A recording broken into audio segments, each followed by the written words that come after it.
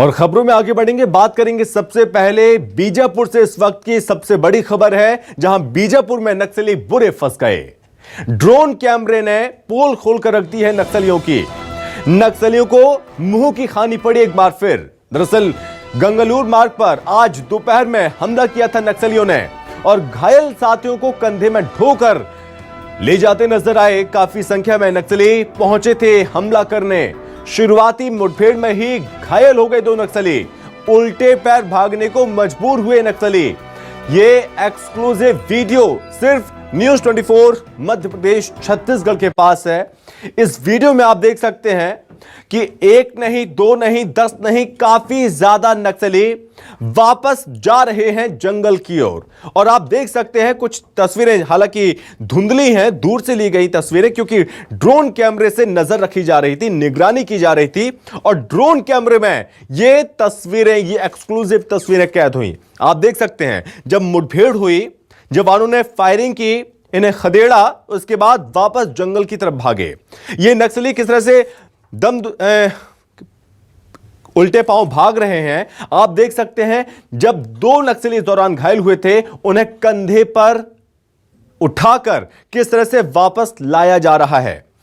यह काफी संख्या में नक्सली, और इन्हीं नक्सलियों ने जो योजना बनाई थी चुनाव को प्रभावित करने के लिए, फायरिंग करने की योजना, आईडी ब्लास्ट करने की योजना, हालांकि इनकी योजनाओं पर पानी फेर दिया है सुरक्षा जवानों ने। और आप देख सकते हैं वापस भागने के लिए मजबूर हुए ये नक्सली, उल्टे पैर भागे। इस पर ज्यादा जानकारी के साथ संवाददाता टी रंजन दास हमारे साथ जुड़ गए हैं। तो रंजन दास, पोल खोलकर रख दी है इन तस्वीरों ने, और ये तस्वीरें काफी हैं कि किस तरह से पानी फेरा है इनके मंसूबों पर जवानों ने। जी देखिए, बिल्कुल ये जो तस्वीरें हैं ये हकीकत बयां करने के लिए काफी है, लेकिन मैं पहले ये बताना चाहूंगा कि ये जो पदेड़ा गांव है जहां नक्सली हमले की फिराक में थे, ये जिला मुख्यालय से महज 15 किलोमीटर की दूरी पर ये गांव है। और कहीं ना कहीं जो नक्सलियों की तादाद है वो 100 से अधिक थी।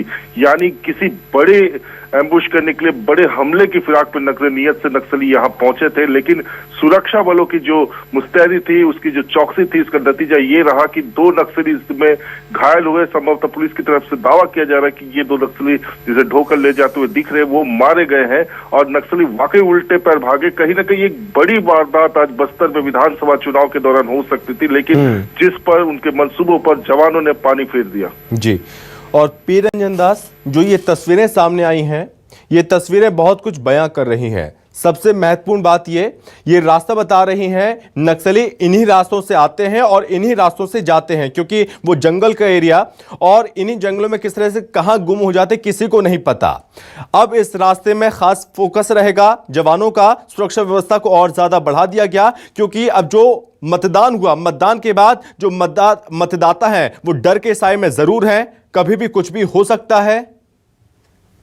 जी बिल्कुल, देखिए ये जो नक्सलियों की जो तस्वीरें कैद हुई है जिला मुख्यालय से महज 15 किलोमीटर की दूरी पे, इससे निश्चित तौर पर जो पुलिस प्रशासन है, जो सुरक्षा व्यवस्था को इससे एक जो सबक लेने की जरूरत थी कि इतने नजदीक नक्सली, अगर इतनी त्रिस्तरीय सुरक्षा व्यवस्था थी पोलिंग केंद्रों पर विधानसभा चुनाव, उसके बावजूद भी नक्सली एक बड़ी संख्या में अगर पहुंचते हैं, कहीं ना कहीं एक इंटेलिजेंस फेलियर भी हो सकता है, या तो सुरक्षा में चूक का भी ये मसला हो सकता है। इस पर गहन समीक्षा की जरूरत है, क्योंकि ये एक नजदीकी मामला है और यहाँ पे अगर नक्सली इतनी बड़ी तादाद में 100 से 150 की संख्या में अगर जुट रहे, तो ये निश्चित तौर पर बस्तर यानी बीजापुर इलाके में नक्सलवाद और नक्सलियों का खौफ दोनों हावी है। जी बिल्कुल, पी रंजन, आप हमारे साथ लगातार बने रहिए, एक बार फिर मैं आपके पास लौटूंगा।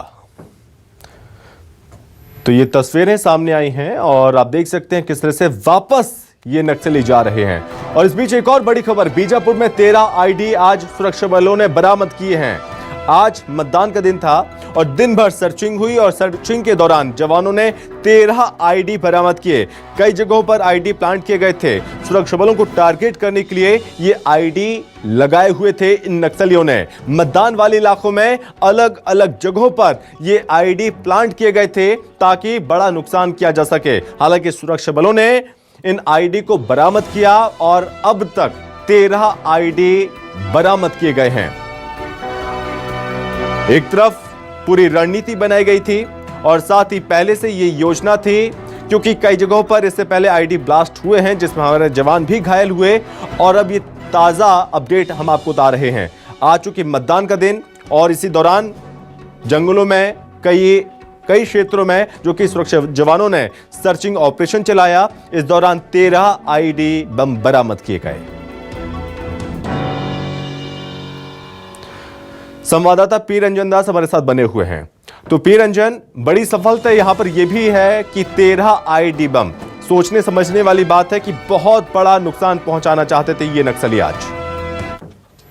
जी बिल्कुल, देखिए आज निश्चित तौर पर जवानों को दो मोर्चे पे बहुत अहम सफलता मिली है। पहले तो जो नक्सली एक बड़ी संख्या में घेराबंदी और कैंप पोलिंग बूथ पर जो हमले की नीयत से पहुंचे थे उन्हें उल्टे पांव लौटने मजबूर होना पड़ा। साथ ही नक्सली ने जो रणनीति प्लान की थी जवानों और पोलिंग पार्टी को नुकसान पहुंचाने के लिए, जिस तरह आईडी अलग अलग जगह प्लान किए गए थे, उस पर भी जवानों ने उनके मंसूबों पर पानी फेरा। लेकिन एक महत्वपूर्ण बात यहाँ बताना चाहूंगा कि अब तक बीजापुर के जो 245 मतदान केंद्रों में जो अति संवेदनशील मतदान केंद्र जहां चौपर से भी वापसी होनी बाकी है और कई ऐसे इंटरनल मतदान केंद्र जहां सड़क मार्ग से भी मतदान केंद्रों की वापसी अभी बाकी। चूंकि ईवीएम तो पहुंच चुके, लेकिन मतदान दल है वो भी सकुशल, उनके कई मतदान के दर्जनों मतदान का दल है जिनकी वापसी कल भी होगी। तो निश्चित तौर पे एक सुरक्षा का जो मसला है वो अब भी बना हुआ है, क्योंकि कल भी जो पोलिंग पार्टी वो वापस आएगी। अक्सर हम देखते कि पिछली अगर विधानसभा चुनाव या लोकसभा चुनाव की बात करें तो जब मतदान कर्मी अक्सर लौटते इसी दौरान नक्सली बड़ी से बड़ी घटनाएं करते आए हैं और कहीं ना कहीं कल का दिन भी एक अहम रहेगा, सुरक्षा के लिए एक बड़ा अहम दिन रहेगा।